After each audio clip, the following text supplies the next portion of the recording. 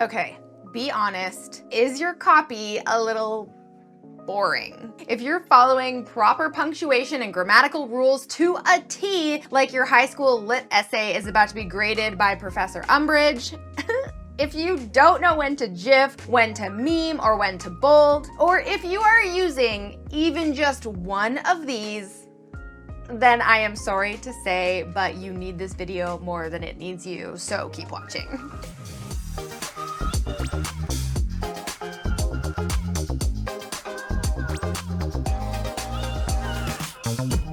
Hey Posse, what's up? It's Alex. We are getting a little saucy in today's video. A few weeks ago, a Launchpadder posted this in our Facebook group. Can I make a request for a fun and easy bonus? I would give my personal information and possibly my firstborn, since I'm already on the mailing list, for a formatting cheat sheet. As a person who is dusting off my writing practice from academia, I have no idea when to emoji or GIF. Making something easily skimmable was not a skill required to pass the state assessment test, although I'm sure 8 out of 9 professors agree it should be. What do I bold? Why? What is a basic guideline for emoji use, assuming it's appropriate for the brand's voice? As a maniac who still uses proper punctuation in my text when my thumb hits the right button anyway, formatting is not intuitive for me. Help.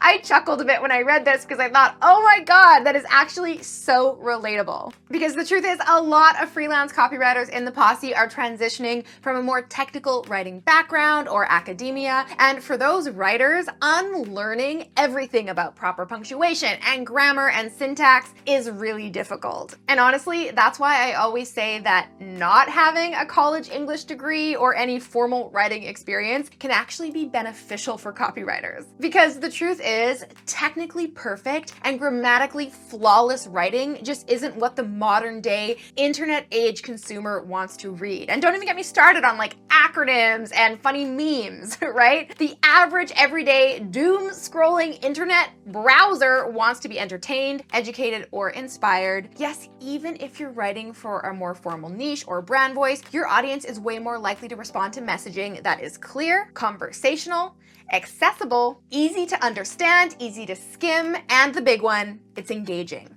And if it's anything but, they will not read what you're putting out there for very long. So if your messaging is overly formal, long-winded, or technical, I'm sorry, but I gotta call the personality police. I said sorry like such a Canadian right there, I'm sorry.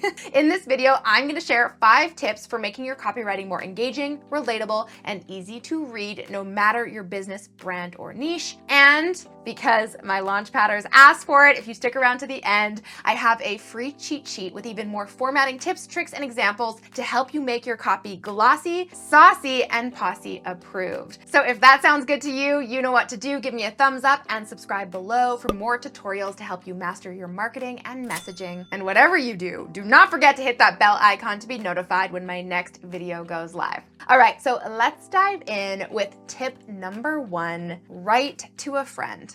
Okay, so you have likely heard me say this one before. Write in the way you speak, or write like you're talking to a good friend. But okay, what does that really mean? Well, let's think of it this way. When you're chatting with a good friend about that one time you spilled your coffee on your laptop while you were working at your fave coffee shop, I almost guarantee you didn't use the words decaffeinated cold brew, notebook computer, or neighborhood noshery. I had to Google what that even meant. To be honest, I didn't even really know. But when you're talking to a good friend, you are not worried about sounding smart or impressive. You are just telling a story, you are sharing information, you are having a regular conversation. And yes, that is how you need to write your copy too. Because here's the thing, and I have said this so many times before, the average person reads at a 7th grade level. Yes, the 7th grade level. So unless you're writing to a highly educated audience that requires that level of formality, or you're being published in a scientific journal, or you're writing a legal document, then you probably shouldn't be using industry jargon or fancy words, because people are just gonna get hung up when they read it. Simple copy is easier to read. And when your copy is easier to read, guess what? The more people will actually read it. And when more people read it, the more conversions you'll get, and overall your messaging will just work better. So the simple simpler, the better, right? Now, if you have trouble putting this concept into action, try this little exercise. The next time you sit down to write copy, close your eyes and actually imagine that you're writing to a friend. Make it a real person who you are close to and talk to frequently. I was just talking with my friend Mark, and we were talking about how people tend to ask other business owners, like, what's your core business challenge? But when you run into these people, let's say at a networking event or you're talking on the phone, you would never ask someone, what is your core business challenge? You would say, so what are you struggling with right now? You know, what's a problem that you're trying to solve in your business right now? There's a way that you can word things that don't seem so formal and intense. All right, now let's move on to tip number 2, write first, edit later. Seriously.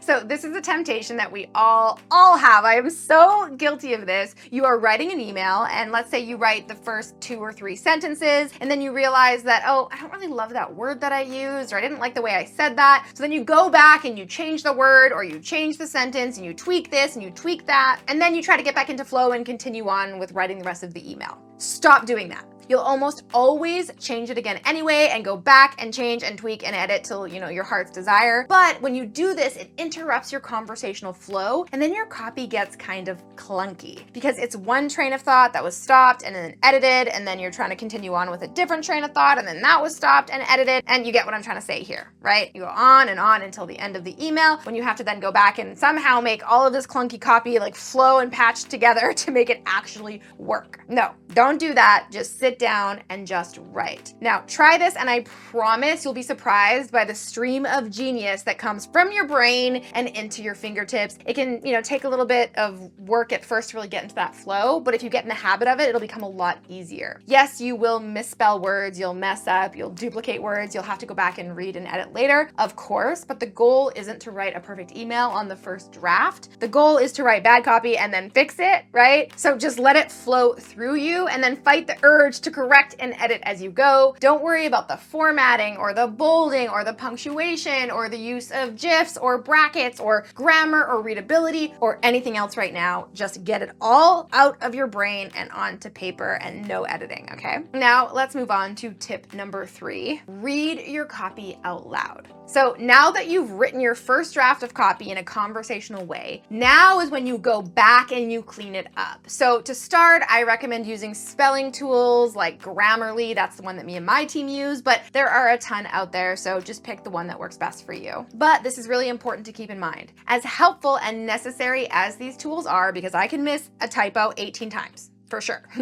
Make sure to always read your copy out loud, because when you read what you've written in your head, you do this weird thing where your brain reads it the way you intended it to sound when you wrote it. So you might have like a ridiculously long run-on sentence that you don't catch, or a missing word that your brain literally just like fills in the gaps, and you could swear that word was there because your brain just fills it in. But when you read your copy out loud, word for word, you get to hear it from the perspective of your reader, right? Your mistakes become way more clear when you read something out loud. And if you get tripped up, or you have to read a sentence twice or even 3 times to figure out what you're trying to say, then your reader will too, and that'll really break the flow and that conversational copywriting vibe. Or like this one super embarrassing situation where I was writing an email and I used the first name merge field so much in the email that when I read it out loud after it had already been sent to my entire list, it sounded ridiculous. It was completely unintentional and the result of not following tip number 2 in this video and then not catching it because I never read the email out loud before I actually sent it. So it ended up sounding ridiculous. I went back, I kept editing and putting in first name merge fields, and the whole thing was a total disaster, and I only caught it after pushing send. So do as I say, not as I do. So as you're going through this verbal editing phase, here are some things you might want to watch out for. You definitely want to remove any redundancies, anything that you're saying 18 different ways, but it really means the same thing. Remove that, keep it simple. These will become really clear when you read your copy out loud. You'll be like, I said that already, just in a different way. I can take it out, right? Shorten wordy sentences and paragraphs. That's a big one. The rule of thumb that I like to follow is that no sentence should be longer than about 15 to 20 words. And no paragraph or block of text should have more than 1 to 2 sentences in it. I really follow that pretty strictly when I'm writing copy. Remember, great copy is also a visual experience too, and long sentences and long paragraphs, even if they're expertly written with commas and dashes, right, can be really visually overwhelming to the eye. Now, a lot of people won't even begin to read your copy if it looks too wordy or if there's like a wall of text. So always break up your copy into bite-sized chunks, and you can do that through using coherence markers to improve clarity and conversational cadence. So if you're like, Alex, what the heck is a coherence marker? They're bridge words or transition words that connect two ideas or concepts together, and they really keep people engaged with a more conversational flow and tone. And yes, they definitely aren't grammatically correct or have the nicest syntax from like a literary perspective, but they make your copy really clear and easy to understand. So actually, Judith Kamalski investigates this in her study using coherence markers like but, so, that's why, adds clarity and conversational cadence to the copy, and it makes your copy easier to follow. Now, I'll reference that study and share more along with over a dozen more examples of coherence markers that you can use in your copy inside the free cheat sheet that I created for you, and I'll tell you how to get your hands on that in just a second. And yes, because I know you're wondering, I am a big fan of the ... So ellipses help you transition from one thought to the next. It's also a visual open loop, right? It's a visual experience, a visual open loop that keeps your readers reading. But more importantly, it actually gives your reader a little bit of a break. It creates more of that conversational rhythm to the reading. It's like a little pause, right? And if you think about conversations between people, pausing is essential. I should probably do it more often. But think about it. No one wants to talk to that guy or gal at the party who just wants to talk and talk and talk and never lets anyone in or never lets anyone get a word in. You'll notice that even stand-up comedians do this. They don't just talk and go from one joke to the next. They pause, they speak slowly, and then they give an audience the chance to process and catch up to what is being said. And then they often naturally transition into the next joke, right? So adding coherence markers and ellipses to your copy is how you can accomplish that same feeling in your writing. It can't make you funny like a comedian, but you can try. Now, the next thing that's important is to get to the point, but not too fast, right? If you're reading your copy out loud and it's going on and on and on, then you definitely need to cut out most of what you've written. If you're bored reading your own copy, your readers are definitely bored reading your copy, right? So conversational copywriting doesn't have to be this long-winded, never-ending copy. I mean, even a really good story will eventually kind of fizzle out if it never ends, right? So I read something the other day that said humans today have a shorter attention span than squirrels and goldfish. Now, I have some thoughts on that, but hey, I read it on the internet, so it must be true. Our attention span is even shorter when we're using our iPhones, which, by the way, the majority of people are actually reading your copy on their iPhones. And this is one of the hardest things about writing copy. You want to make sure you're giving enough information without adding anything unnecessary. I always like to ask myself with every sentence, does this feel like it's necessary? Does it add anything, or am I just saying the same thing over again, right? We all love those asides and explanations and backstories because we feel like they're so relevant to the story, but are they really, right? Do you need that sentence to make your point? Be honest, edit, get rid of it if you don't. Now, on the flip side of this, you don't want to be like super cut and dry and just jump to every single point staccato with a period at the end of the sentence and you're just getting it done, right? Because that's not very engaging. Great copy still needs to utilize those elements of storytelling to pull your reader into what you have to tell them and pique their interest and keep them engaged, right? So you really want to pull attention forward, and that is a bit of a delicate balance here between not too much and not enough, and it can take a lot of tweaking and testing, but honestly, this is one of those softer copywriting skills that you really just learn with experience, okay?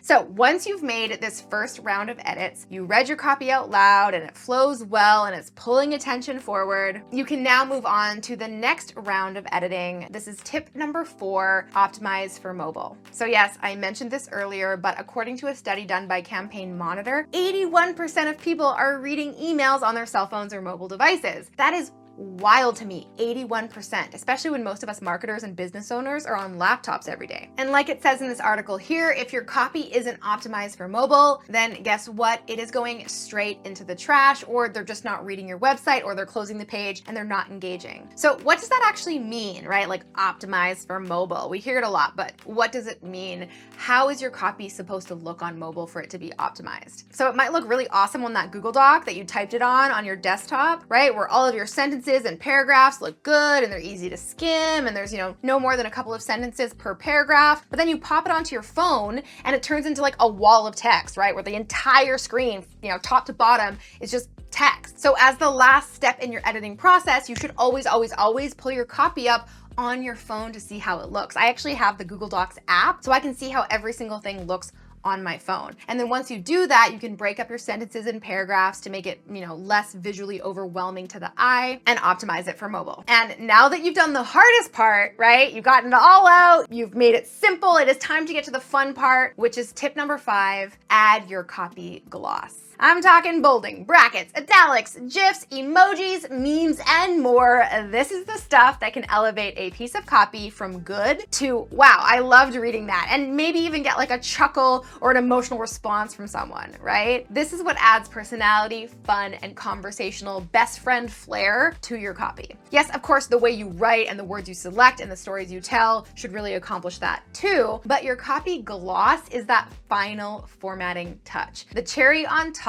that distinguishes you and helps you stand out to your reader. And this is the stuff that is really baked into your brand voice, right? But how do you know when to use different formatting and graphical elements, right? How much do you use? Where do you use it and why? Well, you will get a ton of formatting tips, tricks, and examples inside my free Copy Posse gloss guide, which you'll get your hands on in just a moment. But here's the general rule of thumb when it comes to all sorts of formatting and graphical elements. These things should be used to make a statement, which means you should use them sparingly. Want to convey a feeling or stir an emotion that words just can't describe? Adding the perfect GIF or an emoji can do the trick. But adding GIFs all the time to every email just for the sake of it because it's your brand voice really takes away from the impact of your message. Now, bolding is something that all copy should be utilizing, right? It helps draw the eye of the reader to important concepts and takeaways. And if most people are skimming your copy, which newsflash, they absolutely are, you want to make sure that you're using bolding strategically and yes, just like GIFs and emojis, sparingly. So the key here is to bold small bits here and there to draw the reader in and keep them reading. So when I'm writing copy and then going back and editing and adding my copy gloss, I like to bold key benefits and calls to action, the things I really do not want my readers to miss. Now, all of this and more is laid out for you inside my free Copy Posse gloss guide, and you can get your hands on that